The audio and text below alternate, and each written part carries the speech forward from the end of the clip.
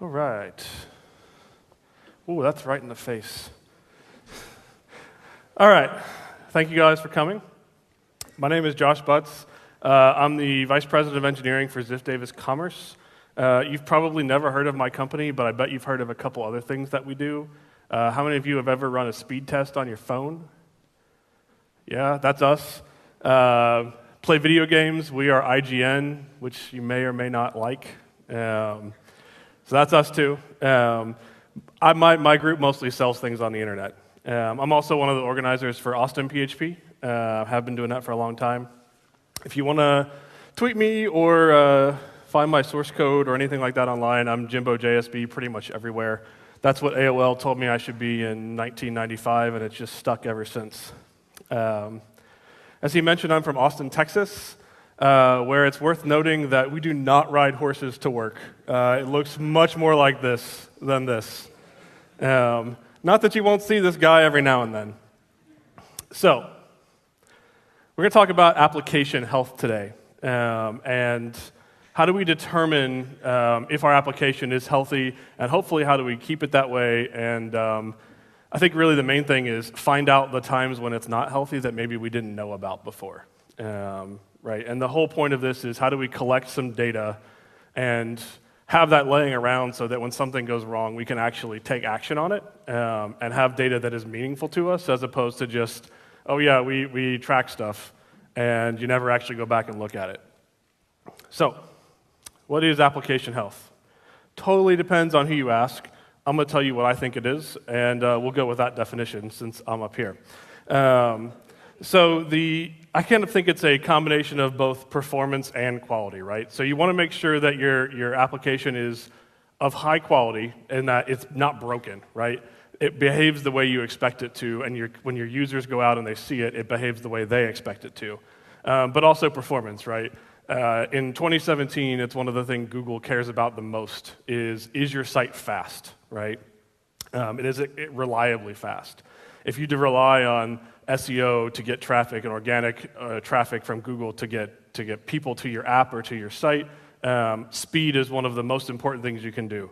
And so do we really understand, is it fast? Is it actually fast, or does it just feel fast? So you've got uptime. That's pretty straightforward. Is it actually working? Is it available on the internet? Response time. How long does it take for you to answer someone's query against whatever you're serving up, right? And then the other one that I think is important is error rate. We'll talk about what that means in just a second. So uptime, right? No one is up 100% of the time. Does anyone actually think that they're up 100% of the time? No. Excellent. So how many nines can you tolerate, right? So 2 nines of uptime a month. It's 99% uptime. That means you're down for 7 hours a month, which most people, if we went into your boss's office and said, hey, 99% uptime, boss, and he's like, he does the math, and he said, that means we were down for like a whole business day. You're fired. So 99.99%, right? That's starting to sound pretty good. That's still 45 minutes a month. We can probably do better than that. So 4 nines get you less than 5 minutes of downtime a month. That's like a pretty good place to be at, 99.99% uptime. That's achievable. 5 is kind of like the nobody really cares about more than 5, 99.999% uptime. That means you are down for less than 30 seconds a month. That means that when you deploy software, you can't even have the smallest glitch when you roll out a new version. So we measure this monthly, and yes, planned maintenance counts as downtime. Just because you say, hey, we're doing an upgrade, and we told everybody, that still counts against you. So it's not really good enough to just say that we're up, right? So let's say you have something that's just pinging your servers, and it says, yep, they answer a ping. That doesn't really mean anything. It's a good start. But we should probably at least check the status code, right? So if you have ever used Amazon Web Services or even Pingdom or something like that, they have the option, do you want to do a ping, or do you actually want us to make an HTTP request and check the status code? So we always want to check the status code, right? Pinging servers is, it's not useless, but it feels useless because it's not really what we're after. We want to know if there's something serving a web app there. So we want to at least check the status code. But really, I think you want to check for a content snippet, right? That's even better. Yes, this thing gave me a 200 status code back, and something that I expect to be on the page. Maybe it's the page title. Maybe it's a little piece of text that comes out of a database. Something short and simple, but you can check not only did I get a 200, but I got the thing back on the page I was expecting. Because PHP has a little habit of, if something hasn't gone incredibly well, it'll just give you back a 200 in some cases with a white screen, which isn't super useful to just say it's a 200. Well, your application is still down. So you want to outsource this, in my opinion. You can obviously set up bash scripts to do this. You can run it on your own servers. But if you run it on your own servers, you get into this scenario of who watches the watcher. Because you now have to have a server that's always up to make sure that it's watching your other servers that maybe aren't always up. I really like Pingdom for this. It's kind of the, I don't want to say standard, but they're the big player in the space. Uptime Robots, another one. You can get these for free to start with, and if you like them, you can pay them some money and get a lot more checks that you can do. You probably also want to check multiple URLs, right? Don't just check the homepage, right? Because people go to your homepage as well, right? Like, if you work in an office and you're building a thing, and you probably won't be the one that notices your homepage is down. It's probably going to be someone else in the company that just goes there. It's like their homepage in their browser, right? It's amazing how quickly your coworkers can find your mistakes. But you probably want to check deeper pages as well, I think, so that you really have a better picture of the pages that a person wouldn't go to all the time. So that's kind of uptime, high level. Error rate. So this is what I'm defining error rate is, and I kind of lifted this from New Relic a little bit. This is how New Relic calculates it. So how many requests do you have that generate a warning or worse out of the total number of requests, right? So, an uncaught exception is a fatal error. So what's acceptable here? Again, 0% is not realistic. Nobody is going to write code that is completely error-free, or it's going to be so simple that it doesn't really matter anyway. If you've never looked at this before, I think 1% error rate is a good place to start. So you can, when we talk about how do you collect this and how do you look at it, 1% is a good threshold. So if you said we care about 1%, and your metrics come back and tell you that it's 17%, you've got a huge problem and you need to work on that. But getting it under 1%, you should feel pretty good about that. 0.5% is what I use. Under 0.5%, and I'm happy with it, I'm willing to write off some of those errors and just say, you know what, there's things out there, it is what it is. Even 0.5%, if you have any traffic at all, 0.5% on 1 million requests is still 5,000 failed requests. So if you think about 5,000 failed requests, and you think about one person coming to an app and trying to use it, they're not going to make 5,000 requests. It could be that you've completely disappointed them and they're never coming back because of whatever they did that caused that. This is also what I like to call a wake-up factor, right? Error rate being out of what you expect it to be is something that I would wake a DevOps person up for, wake an engineer up for, page them, call them, whatever that ends up meaning for you. But this is something that we actually hook into all of the kind of ops automation stuff that's out there if the PHP error rate goes above 0.5%. For us, if it's greater than 10%, it might as well be 100% because it's usually headed that direction and it just hasn't averaged out that way yet. So if it's not really tiny, it usually only gets really big because something catastrophic has happened, like all of our database servers have gone away. So yes, the first time it pings me, it'll say 10%, but that's a rolling average, and the next time it's going to be 100%. That's just our stuff. That's going to vary. So This is actually kind of hard. PHP error handlers are terrible. They really isn't a foolproof way to deal with this. It's getting better. PHP 7.1 is getting better with the better kind of engine exceptions that we can catch.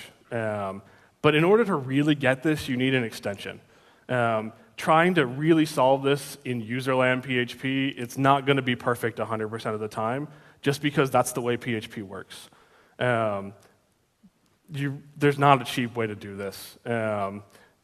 New Relic is what you want if you really care about this. They are by far the leader in this space. You can get it for free, and then again, if you like it, you can pay them more money if you have more traffic or you want to keep more history. But they're probably by far the best, and we've tried a bunch of them. But I mean, I think the error rate, you also have to look at this by page, right? Because it's possible that you have overall a 0.5% error rate, but it could be like 0.49%, but every single one of those errors is one page, and like it's the password reset page. Where's my password reset? Oh, I guess there's no transition for that. That's unfortunate. Well, it could be your password reset page. And so, you don't go reset your password, right? You have an account, you're probably a user ID number 1 in the database. How often do you go reset your password and make sure that's working? I know I put that up there because that's a thing we commonly mess up, is reset password. So I'm going to add on this thing that I've coined silent killers. If you throw an exception and you catch it, does that count towards your error rate? And I would argue that in a lot of cases it probably should.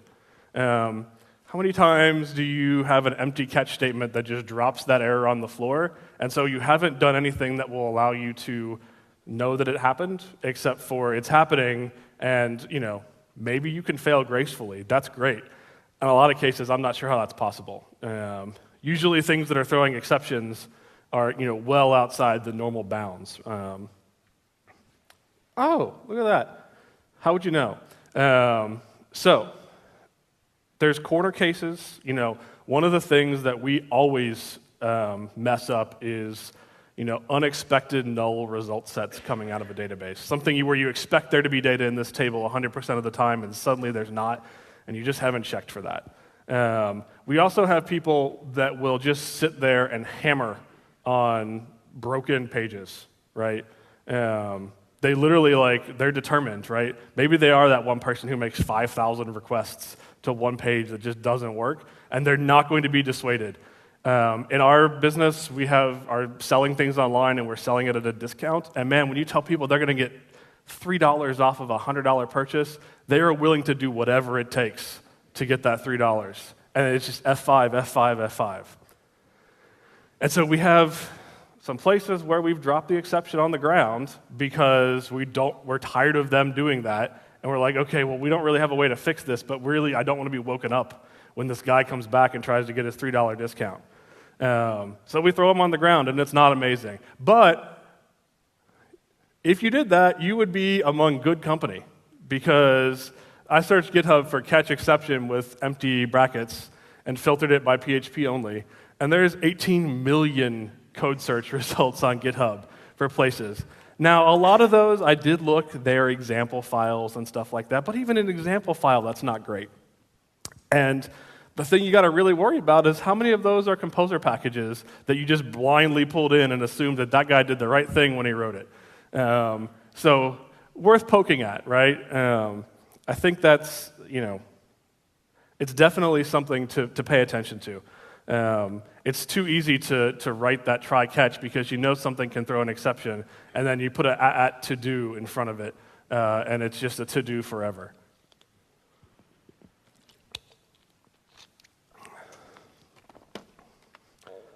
So let's talk about logs, right? One of the best things and the cheapest things that you can do to start getting this under control in your software is have good logs. Logs are your best source for debugging, right? It's easy when you have in development and you have error reporting turned on and you have, a nice, maybe it's a whoops stack trace or it's an xdebug stack trace, and you've got the whole thing in front of you because you're not catching any exceptions, and it's easy. You turn all that stuff off in production, and now what do you have? right? You don't have logs, you don't have much of anything. We want to start with logging facts, right?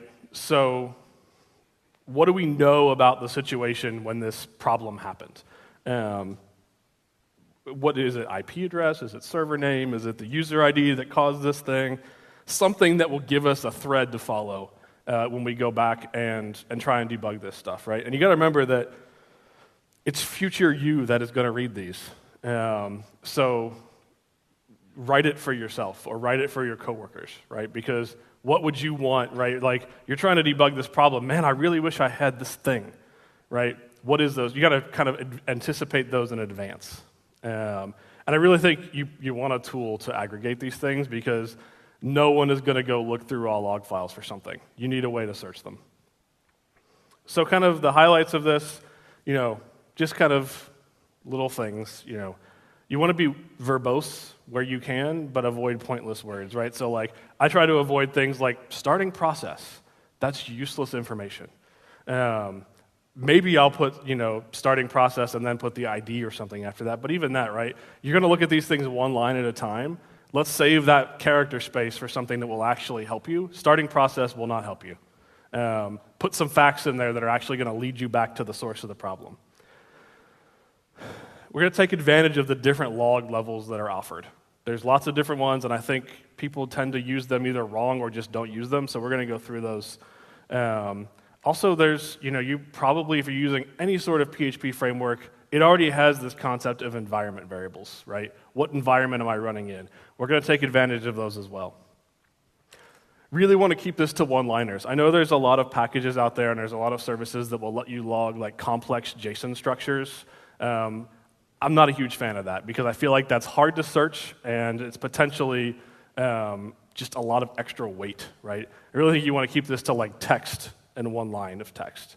The other thing to remember is that depending on how you're doing this, you may not get these back perfectly sequentially. If you have lots of servers and it's a distributed system and they're all feeding logs into the same aggregator, or potentially one of the clocks has drifted a little bit, just worth remembering that it's not guaranteed that these come back in exactly the same order that you expected them to. So these are the log levels. I didn't make these up. There's an RFC for it, 5424. I'd say don't invent your own, but that would actually be fairly difficult to do using most libraries. They come with these things baked in. But I think most people really just use info because that's the default, and that's not as useful as it could be. So I want to go what I would use each one of these for. So debugging should be very verbose. Potentially it's a database query, although you got to be careful there if you're going to have anything sensitive that you don't want to show up in there. If you're doing something in a big old for loop and you want to log something every time you go around, debug would be for that because we're going to filter these out later. Almost certainly you don't want debug in your production logs. It's intended to be extremely verbose, and you're just going to fill up hard drives that way. So you can feel free to put as much detail in this one as you want. Info is kind of the default in most libraries. Just kind of general data, right? This is what most people, when you're using Laravel's logging or anybody else, Symfony's, this is you just put some text in the parentheses and it turns into an info.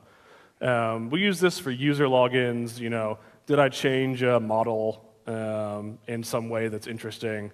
It has the application change state in some way that I will care about in the future, or maybe that I'll care about didn't happen. Notice, I never use notice. It seems like it could just be info, but that's just me. Generally, if you go Google this, the documentation out there will say like, hey, notice is like info, but instead of the application changed state, maybe it changed state in a way that's not really expected. Normally I'm putting info logs for every time I sell something, and I put the transaction amount in there just for some extra facts. And every now and then I get a $20,000 transaction. That's clearly out of scope of my normal $10 transaction limit. And so maybe I'll use a notice for that, just so I can filter on those differently. These are things where, like, if I get notices, like maybe I'll look at these weekly. have a little search or something that I'll just, Monday morning you look and see what notices came up. Again, these are not PHP notices. These are just notice in the log format. In practice, we don't use this and we don't look at it. So warn is really where you get into, are you calling deprecated APIs, right? You have a class that you're trying to pull out of your code base and you don't really know all the places that it's being used. Maybe you use warning for, hey, this method got called and it shouldn't have been, right? Or we're trying to get rid of it and here's the file that called it. We use this for if we intended for there to be a result of a select statement and it wasn't there, right? Like an example would be like, we have a table that has all the US states in them. If that table suddenly has no states in it, a lot of things are going to be broken, but we just assume you can't even edit that in the content management system. Why would it ever not have states in it? But one time it did. One time it didn't have any states in it, and so we didn't log that and wondered why everything was broken. So these don't require immediate action. This would be a thing that I'd probably look at like maybe that day. Oh, I got a warning, there's no states in the table. Maybe that's kind of bad, but a lot of these would be like, hey, I don't need to stop what I'm doing right now and go look at this. Error and above is a stop what you're doing and go figure out what the hell's happening, right? So you have runtime logic, you're throwing exceptions, you have, invalid arguments to functions. This is actually what for caught exceptions I use sometimes, right? I go ahead and catch the exception and do nothing to the user, but on the back end, I want to log a message so that I know it's happening. That's an easy way to just see how bad the problem is if you find some of these empty catches in your code. Even this one, I would say, that hour, it's relatively important. But normally I would say even this, we're going to look at these daily. And this is one of those things where it totally depends on how you use these, whether it's important enough to stop and go look at them or not. And how familiar is the entire team with what's happening? You see these things going on. You're like, oh, well, yeah, that's kind of bad, but it's an edge case, so we'll deal with it later. This is where you should get into like real-time notifications, right? If it's critical or above, and again, you get to pick what all these mean to you.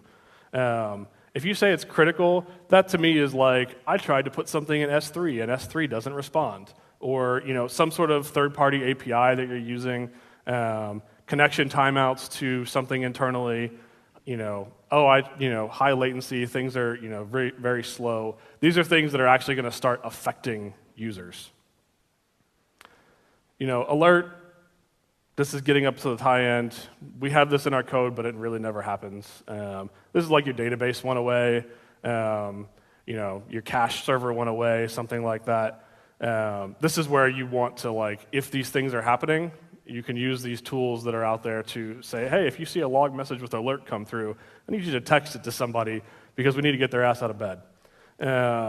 So the one thing I will say about this is when you start to talk about messaging people, you want to make sure there's some sort of threshold where if this happens once, maybe you don't message them. If it happens twice in 10 minutes or something like that, then yes, you want to go ahead and get a hold of somebody. This is, I've never seen, we have some places in our index.php where we log this, and I've never seen it happen. Usually, just keep calling and get the CEO up, I guess, if you want to. Maybe he's not going to fix it, but I bet people will answer the phone if he calls. So usually at this point, logging is also broken, so that's probably why you never see this. Usually, if you actually go read the RFC for why you would use this, I would be shocked if you have enough network connectivity to actually write a log somewhere remotely. So how do we do this in PHP? Use monologue. There's other ones, but just use this one. I've done this slide before, and there's Zend log is around, and there's log for PHP, which you definitely shouldn't use unless you really like XML. So if you're using some sort of framework like Laravel or Symfony, it's wrapping monologue under the hood if you didn't realize that. But it's super easy to get started with. You just name your application. It's called the channel, and you say, I need a new monologue logger. Unfortunately, this by itself doesn't actually do anything. It will allow you to log things, but they go nowhere. So we have to actually tell it, where does this go? So very simply, we could write a file out. We can make a file if it doesn't exist, and we can chmod it if we need to. So Monolog has handlers. Handlers, there's a bucket load of them on GitHub. This particular one is a stream handler, so it uses PHP streams. It's just going to write a file out to disk, and it's just going to start appending on this. So you can get started with this, and in development, this will work fine. However, if you probably don't want to use this one in production, if you have more than one server, you're going to have your log files floating all over the place, and then you're on the hook for how do I get those back into a central location. So this is another one I like to do, which is split up the logs based on what PHP SAPI you're using. So if you're using the command line interface, we name it slightly differently than if you're using the Apache module or if you're using FastCGI. If you have command line tooling and you have a web server and you have them calling the same data models to do stuff, it would be nice to know that this happened from a cron tab and not from somebody actually doing something on the website. So you can do this a couple different ways. One of them is you just are literally making a different channel name altogether. Your Monolog logs will be prefixed with this string, so you can search by that. One of the other things I'm doing here is that in production, I'm using, in command line, I'm not writing it to a log file, I'm just writing it to standard out, right? Because maybe I just want to see the logs come out on the thing, but I don't actually want the file. So that's an option, right? The bootstrap code for this is just PHP code, so you can configure it with lots of different environment variables and different cases for how you want to set that up. The host name, regardless of whether you do it here or elsewhere, I think is really important, especially if you don't have good configuration management, because it's possible you have more than one server and they're not exactly the same, and so the host name is a really good start.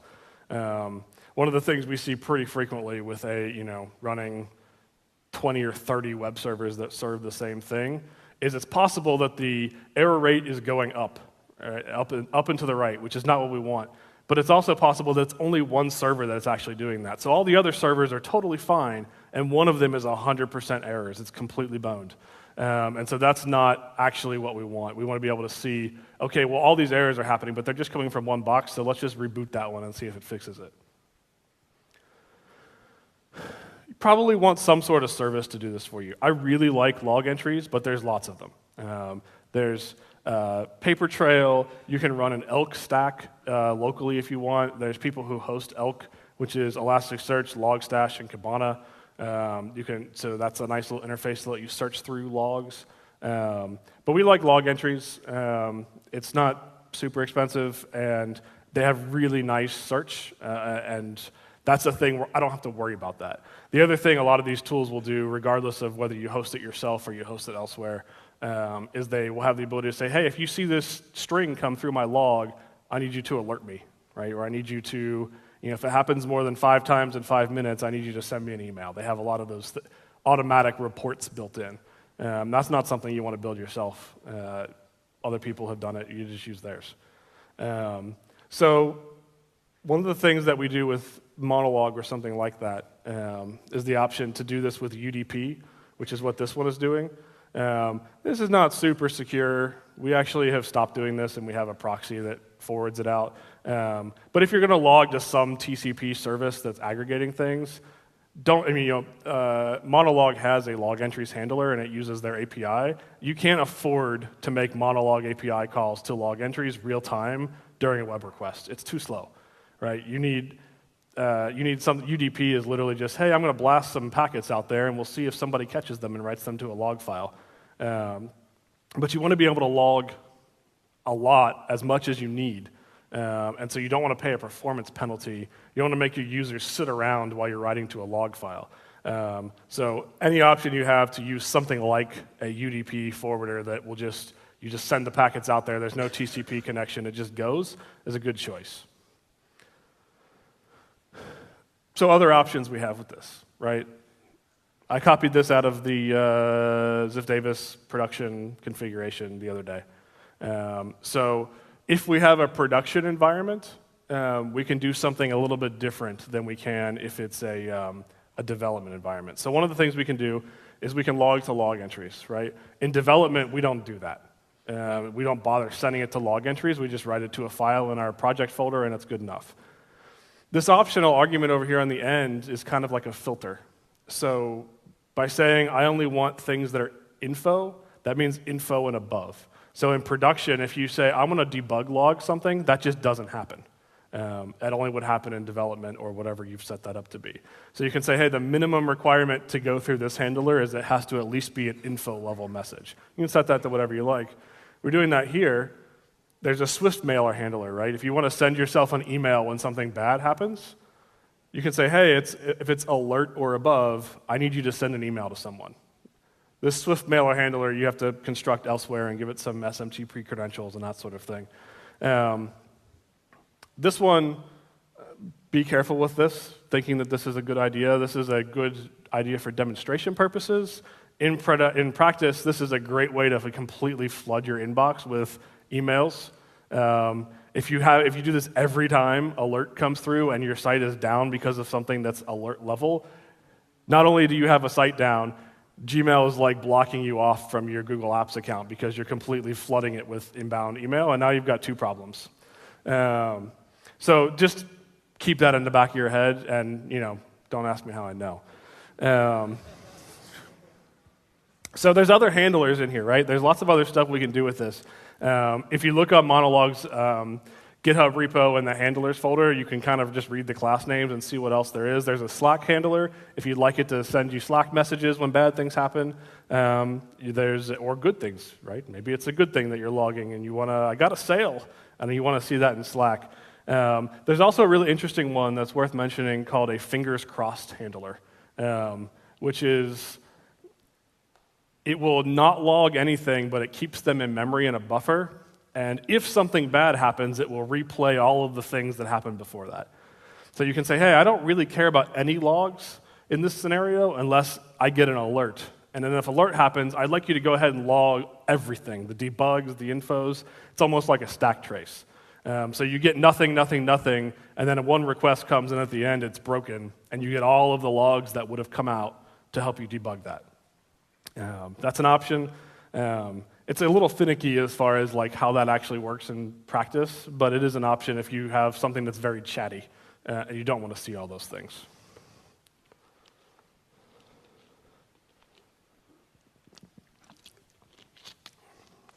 All right, that's logs.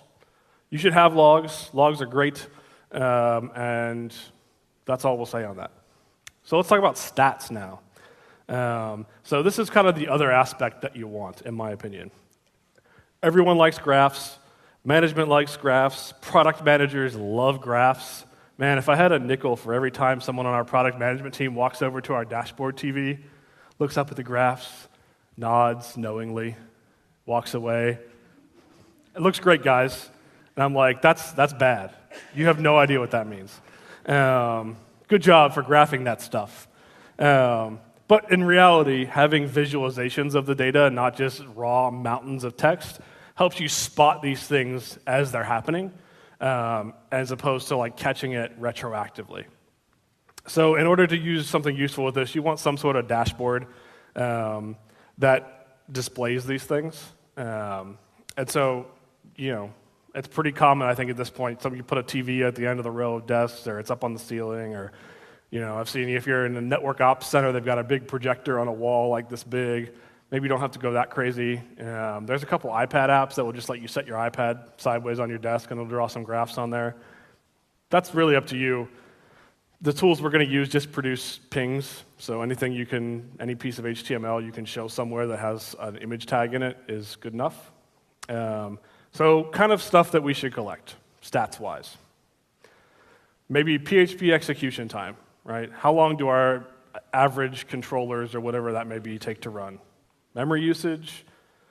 How many database queries do we have per request, as an example? One of the ones that I find really useful is we, have half a dozen to a dozen job queues depending on what the application is, and they're all running different workers and different scaling and all that sort of stuff, and we want to see how many things are in the queues, right? Are the queues getting backed up or overwhelmed, or are they empty and they should have stuff in them? How long does it take to process those jobs, right? Did we ship some sort of change that now, like, our average time to process a job was 100 milliseconds, and now it's 100 seconds, right? And we've done something bad there. We can kind of see that as a giant shelf on a graph, I guess, that way. So, we also send a crap load of marketing emails, so we have some stats on how many emails we've sent on a daily basis. Not because we care how many, we're like, oh my God, we're sending more and more every day, right? It's, it's 0. So that's really what we're looking for there. So one of the ones that, so memory usage, right? What memory limit are you running, and are you dangerously close to hitting that on most of your requests, right? So if you know you have your php.ini set at 128 megs, or whatever the default is these days, I think that's what it is, and you see, hey, my average memory usage on all my requests is 127 megs, you are, a heartbeat away from something really bad happening, right? And being able to know that in advance and see the trend going the wrong direction before it actually happens. So yeah, that's the whole point of these, right? Is we collect these numbers, and we're going to use some tools, and we can create trend lines and graphs and histograms and all that sort of stuff out of them. So other things, right? User logins and failed logins. In my case, we should have been doing failed password resets, because you see that immediately be 0 and then spike through the roof. You've shipped bad code. Do we want to count some page views for key pages? As far as, are we getting more or less traffic to these pages? And not necessarily from a marketing analytics standpoint, just from a hey, do these pages matter, and has something changed in the ecosystem? We can also track deployments with this, so we can line deployments up with these graphs and be able to correlate, oh, the graphs all went to hell, and oh, by the way, we just deployed something. How many caught exceptions do we have, right? In addition to logging what happened, we can log how many times is it happening in a very easy way to look at. I really like to use overall page views.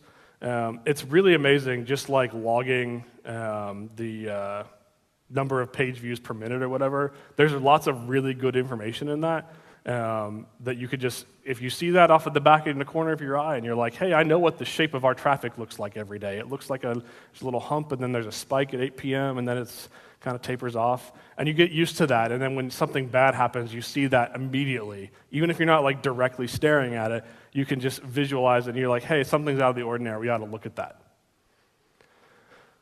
So Statsd and Graphite are great tools for this. Statsd is written in Node.js. There's some other implementations of it as well. It's kind of a server, but there's a protocol for it. Protocol's super easy. It's implemented across every library and language you can think of. So Graphite is the thing that actually will show you the information that Statsd collects. So Statsd is looking at a database of putting stuff into the database. Graphite's what actually lets you graph them. These are fairly useless without each other. DigitalOcean has great tutorials on how to get started with this. If you want to you can run it in Docker, and it's one command and you have it. But DigitalOcean has really nice tutorials on how to set this stuff up. Graphite looks like this from the 1980s. It's super ugly. It's got a nice little jQuery UI tree here. But you never use this, right? I use this and I make the graph I want, and then I right-click and hit View Image Source and put it in some pretty-looking dashboard. Maybe it looks a little bit like this. This is the kind of stuff you can expect to get out of Graphite.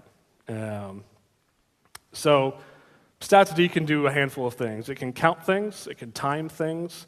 There are gauges, which are real-time, what is the current value of something without any history, just what is it right now. And there are sets. I have never seen a use case for sets. That doesn't mean there aren't one, but we're not going to talk about them. So here's some examples, right? So I want to count every request that happens to my, I do this in index.php. I count all the requests. I count all my emails that I sent. I count all my jobs that go through my job queue. Every time it comes through, I'm like, yep, increment the counter by one job. And Statsd just rolls all that up for me in a performant storage way. I can count all these things, and Statsd is also UDP. And so the point of that is that when I connect to my Statsd server and fire all these metrics at it, it's just fire and forget. There's not a lot of overhead to it, and it's not blocking so that my request isn't going to be slowed down because I want to write all these stats out. So timers. I like to time my index.php at the top and the bottom, above the bootstrapping for my whatever framework I'm using, and also below it at the end. We like to time our cron tabs. Same thing, right? Like if you have a PHP script that's a scheduled job, time it so we can track how it's doing. You can even do timers across pages, right? The library that I'm going to recommend, you could certainly store that time, the start time in a session or a cookie, and then when you finally complete the thing you want at the end, you can take the end time and time a multiple page view thing if you so choose to do that. All right. So the way you name these things, they are delimited with periods. So it's kind of like namespaces. So you have, pages.unauthenticated.views or something like that. And there's no rules. You just put it in a string, and then Statsd will just automatically figure it out. I like to use a top-level namespace, so like the name of my app. So the name of the app I work most on is Orca. So everything is Orca dot something else, so that when I've got this big old Statsd server with lots of things feeding into it, I can find the stats that I want. It's worth mentioning that because it is a total pain in the ass to remove data that you put into Graphite that you no longer want. Somehow, I don't fully understand how they do it, but it's like impossible to delete without just blowing the whole thing away. So if you're like, oh, I don't really like that naming scheme anymore, okay, well, it's still going to be in there, and unless you just want to start over again, which is about the best you can do.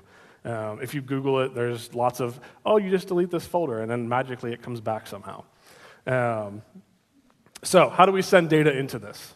There's a really nice package, Domnickel Statsd. It's kind of got the most stars on GitHub, and it just works. So it's using a UDP socket. There's also, I believe, other sockets available, but you just want this one.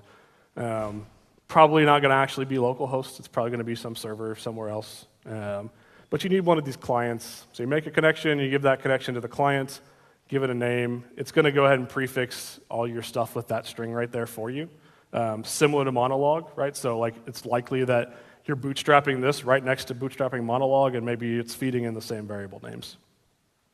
So, page render, right? I really think this is important. So I will start timing here at the top. This client has timing kind of built into it, so you give it a name of something you're timing, and it puts that in an array key somewhere with the start time, and then you can end it down here, and it does the subtraction for you and all that sort of stuff. So I'm wrapping, this is a Zen Framework 1 application, so I'm wrapping that whole MVC dispatch with timing, right? And so I'm looking at that to see, is my app getting slower or faster? Is it time of day dependent? This is an example output from that, and unfortunately, you can hardly see that there are pink lines right here. And so this is actually real data from 2 days ago from us, right? And so this is our average page render time. And you can see we're fairly-ish. I didn't put absolute numbers here because it's really fast. I didn't want to make y'all feel bad. But these are, I looked at these because I was like, I need a real graph. These are deployments.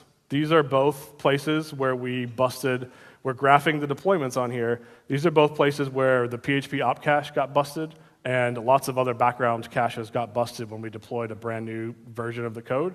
And so I'm not super concerned with that because in absolute numbers, this isn't a very big number, but it's worth knowing that, hey, when we deploy code, the site gets way slower for a few minutes, right? And without this, maybe you can just kind of feel that, but it's worth knowing. These other places in here, I didn't go bother to look what this was, but maybe if I care about these spikes in here, these are probably also some sort of cache clear. If I want to go look at these spikes in here, I now have a reference point, right? Normally this is graphed with time across the bottom, and I can say, hey, what was going on at 2 p.m. on Thursday afternoon? You can count your page views, right? Same snippet, but I'm going to add another line here. Again, you should treat this, if you're using their UDP setup, as effectively free. So I'm going to count the number of page views I have, right? And this is in Google Analytics as well, but it's not quite the same. So here's real data. This is 2 days of data. And you can see, okay, well, people wake up on the East Coast and they do some stuff and everything's kind of fine. This little kind of bump up right here is when we start sending our marketing emails. These guys, what are these? So the first time we saw this, I was like, someone's DDoSing us. Someone has decided to target us at 2 in the morning and 4 in the morning. And I said, no, that's the SEO team. They crawl the site every night and run some bot across it. And I said, maybe you guys could slow it down a little bit because it seems like you're beating the hell out of our servers. But so that's what it is, right? And so like now, the interesting thing about this is that the absence of data is also data. So if we look at this, if these suddenly aren't here, and I know this is the new normal, if they're suddenly not there, something, maybe they decided to stop crawling it, but more likely the tool they were using stopped working, right? And so now, I don't necessarily know exactly why these went away, but I know that something may be worth following up on. Here's another example. This is from, why is there this giant dip, right? And so if I'm looking at this and this is my traffic to my site, and I'm like, oh, what the hell happened right here? This actually turned out, so we had to go investigate this, right? This is an absence of data that we normally expect to be there. And that turned out to be our little proxy that forwards stuff off to Statsd was broken, right? So that data, it wasn't anything wrong, it's just that when this started happening, we're like, why is all the traffic going away? And we're watching this in real time. What the hell's going on? And it turns out nothing was going on, it's just that the thing that counts the stats was broken, right? And this goes back to who watches the watcher. So kind of other stuff we can do with this, right? We can use job queues. So this is an example of a job queue that we run. This is using a beanstalk queue, so there's this concept of buried, which is what happens when you fail a job, right? So I am, incrementing this counter for successes, and I'm incrementing a counter for failures if we have an exception and we have to fail it, right? And so I can look at my results for that, and I can see, well, purple happens to be successes in this case, and every now and then there's a bunch that fail, right? Why is this happening? Well, it turns out that when we went and investigated this, some other thing was coming along and locking a database table for quite a while. And so those jobs were just failing, right? And we don't really pay that much attention to it to know that they failed, and some of them don't really even get retried. We've tried to fix that now, but this is just a background thing that's churning away on thousands of jobs an hour, and occasionally some of them fail, right? And did you actually know that they had failed, or would they just fail silently and you don't notice it because there's even at the same time other jobs are succeeding, right? So this kind of stats thing, you need both, I think. You can search logs, right? You can go find details that will help you get to the root of the problem. But stats are pretty to look at. Everyone will come over and pat you on the back for that beautiful dashboard that you've built. No one will give a crap about how pretty your log files are. So that's that, right? I think you want both. And stats are kind of a way to tell you, hey, you should probably go look at the logs. So you want to make sure that somehow, whatever tools you decide to use, you can correlate them, right? Because you want to say, hey, this happened at this time, and I need to go look at the log file for this snippet of time, right? So you actually have to look at this stuff. It's one thing to waste a bunch of time building all this stuff and hooking it all up and programming it, and then if you never look at it, you literally just wasted a bunch of time. So again, we want to look at stats as a way for us to see the problems that are happening. Logs tell us why. If you encounter a serious problem, it's likely the first time you do this, you won't actually have in your log files the data that you need to fix it, right? You will have forgotten to log something important, and so you're going to have to go back and revisit your logging as well as fix the problem, right? So how do we make sure that when this happens in the future, we know it was user ID 427 that has an invalid email address in the database somehow, or something like that. And so, kind of revisiting this every time you have use it and say, hey, is this actually still doing what we need? Are we being verbose enough? That kind of thing. So, absolutely get some tools, right? It's one thing to hook your application up and write log files out, but you want some sort of visualization tool. Statsd and Graphite are free, and they work great. You want some sort of log searching tool. There's plenty for free options. There's plenty for paid options as well. I'm of the opinion that they cost little enough that you don't need to be in the log aggregation business. Let somebody else solve that problem, and you can worry about actually building the thing that makes your company money. But there's something for every budget, including zero. So if you do have a budget, I'm not getting paid to recommend these people, but they make my life so much easier. These are the people I like. So New Relic is by far, if I had to pick one of them, I'd spend the money on New Relic. It's that good. Log entries is who we like to kind of aggregate and search our logs. We use Pingdom as kind of that outsourced, is my site even up sort of thing. And those graphs that I showed you were not from Statsd, they were actually from Datadog. Datadog is probably the hardest one to justify because it's like a hosted Statsd. You can pipe all that data into those, and it does prettier graphs. The cool thing about Datadog is if you're using a lot of other services, if you're using AWS, it'll let you correlate all of your AWS CloudWatch metrics with your own stats.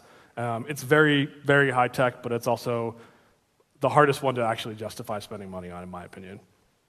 So that is what I have for you today. Hopefully that is useful. There's some code snippets in there. The slides are already up on Joined In as well. You can get them there.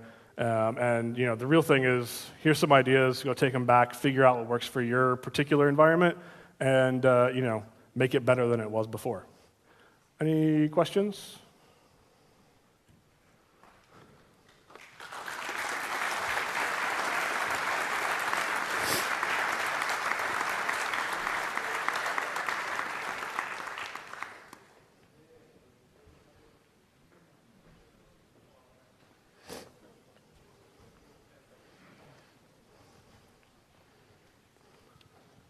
Hi. Quick question. Do you do any alerts based on your stats? No.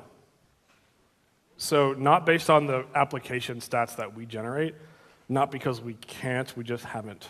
The tools that we use would absolutely let us do that. We have alerts based on, we have New Relic configured to do a bunch of alerts on the stuff that they watch automatically for us, because usually it's your site's about to go down sort of things. So we don't. We mostly just kind of look at the graphs, which works because we have a team that's not distributed and we're all looking at the same TV. But if we were a distributed team or we weren't all in the office on a regular basis looking at the same exact picture and seeing those things as they happen, we would absolutely want to do some sort of alerting on that.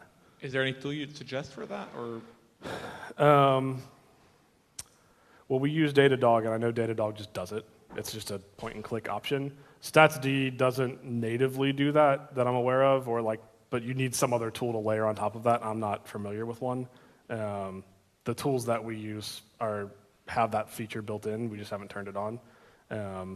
The other option is you could simply, that would also be fairly simple to write yourself, is just to go say, hey, is the error rate above 7? Or is my logins down to 0? Send an email, right? You could do that in PHP code pretty easily as well. One of the things that we didn't really cover specifically is the gauges that Statsd has, which are just simply, you put a value into that gauge, and it's 47, whatever the number is, right? And it just is 47 until you some other time come along and tell it that it's now 42. And so that's an easy one to query. Like the Statsd API is very simple. It's an easy way to go query on that and just see if it's changed to a number that you don't like anymore and send an email. Unfortunately, I don't have an out-of-the-box thing to recommend for that. All right, thanks.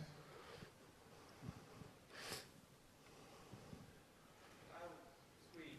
Do you use any frequent transactions to navigate users to the particular workflow and then measure the time and whether it was successful or not? We do. So we absolutely have a timer that starts at the beginning of our account onboarding workflow and ends at the kind of thank you page for that. And we put that start time in their session.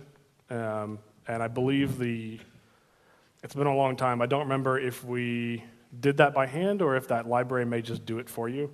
I'm not sure. But yeah, and so we have a metric for drop-offs on each of the pages. And we also have a time that it takes the whole thing to complete. And that really does get into more of like the marketing analytics sort of thing. I as an engineer, I'm not super worried about that metric. But it is something that you can track and you can graph and you can see it if you push a release that takes a screen out of the flow, you can see the time go down, right? That's what you're looking for. Pingdom lets you like configure a transaction, so they will do it. Yeah, they will, absolutely. And we are not what I would call power users of Pingdom. It's far more capable than we just do, like literally, hey, get my homepage and see if it says Ziff Davis on it. Simple stuff. Yeah. You're actually mixing up logs from your application with logs that users generate, the user action. Yes. So, and again, the logs that we're talking about are so they're logs that I write out, not access logs. Those are completely separate. But yeah, so like Pingdom is generating logs just like a user would on that same page if we have them ping something. And that's never really been a problem. Don't really notice it. Okay, thank you very Cool. much. Josh. Thank you guys very One more much. time.